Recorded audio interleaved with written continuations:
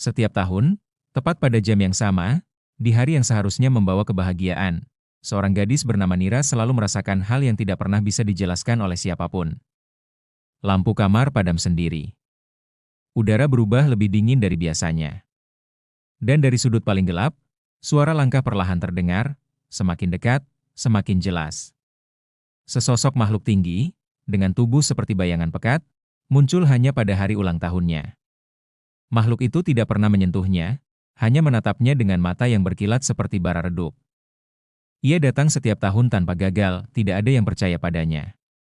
Tidak ada yang berani mencari tahu. Namun tahun ini, Nira memutuskan satu hal, ia harus menemukan alasan mengapa makhluk itu selalu datang tepat pada hari kelahirannya. Dan semakin ia menggali, semakin ia menyadari bahwa kutukan itu tidak berkaitan dengan masa depannya, tetapi dengan masa lalu keluarganya yang selama ini disembunyikan. Cerita bagian pertama, panjang dan detail, sesuai pedoman YouTube.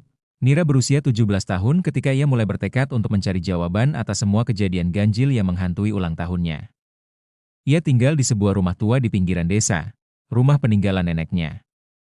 Rumah itu tidak menyeramkan, namun memiliki suasana tenang yang sering membuat orang lain merinding tanpa alasan. Sejak usia 5 tahun, setiap ulang tahunnya, tepat pukul 12 malam, sesuatu selalu terjadi.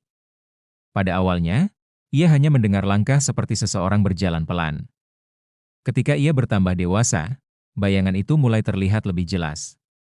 Sosoknya tinggi, kurus, dan gerakannya sangat lambat. Tidak pernah berbicara, tidak pernah membuat suara selain langkahnya.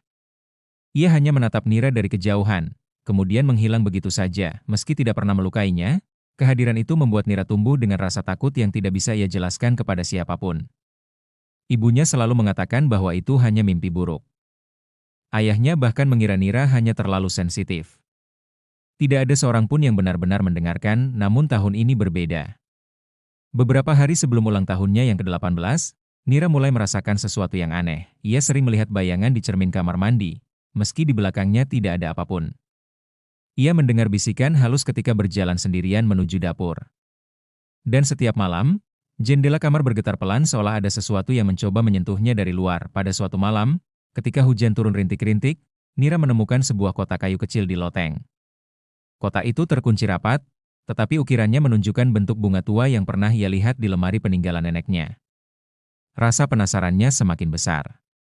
Mengapa kotak ini tersembunyi di loteng? Dan mengapa tidak ada yang pernah menyebutkannya? Ia membawa kotak itu ke bawah. Ketika disentuh, permukaannya terasa hangat, berbeda dengan udara dingin sekitar. Nira menatapnya dengan perasaan campuran antara takut dan penasaran. Di ruang tengah, ibunya yang sedang menjahit melihat kotak itu dan wajahnya langsung berubah pucat seperti kehilangan darah. Tangannya berhenti bergerak, dan benang yang menggantung jatuh ke lantai tanpa ia sadari. "Nira, dari mana kau menemukan kotak itu?" tanya ibunya dengan suara bergetar, "Di loteng." "Kenapa? Apa ini milik nenek?" Ibunya menunduk, menarik napas dalam, lalu berkata, "Kotak itu seharusnya tidak pernah dibuka.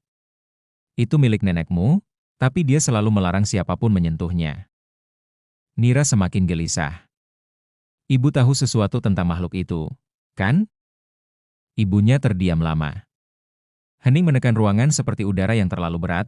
"Makhluk itu bukan datang untuk menakutimu," jawab ibunya perlahan. "Dia datang karena sebuah janji. Janji yang dibuat sebelum kau lahir." Nira merasa jantungnya berdebar lebih cepat. "Janji apa, Bu?" Namun sebelum ibunya menjawab, semua lampu ruang tengah berkelip dan padam secara tiba-tiba. Suara desir dingin memasuki rumah melalui celah jendela. Dari arah lorong menuju kamar Nira, terdengar langkah pelan. Langkah yang sangat dikenalnya, makhluk itu datang 3 hari lebih awal dari biasanya. Ibunya bangkit, wajahnya menunjukkan ketakutan mendalam yang belum pernah Nira lihat sebelumnya. "Kita tidak boleh di sini. Pergi sekarang." Namun Nira berdiri terpaku. Untuk pertama kalinya dalam hidupnya, makhluk itu muncul bukan di hari ulang tahunnya, tapi sebelum waktunya. Itu berarti sesuatu dalam kutukan itu sedang berubah. Ketika bayangan itu semakin dekat, Nira merasakan bahwa jawabannya ada di kotak kayu yang ia temukan. Tapi untuk membuka rahasia itu, ia harus berani menghadapi malam yang sudah menunggunya sejak ia lahir.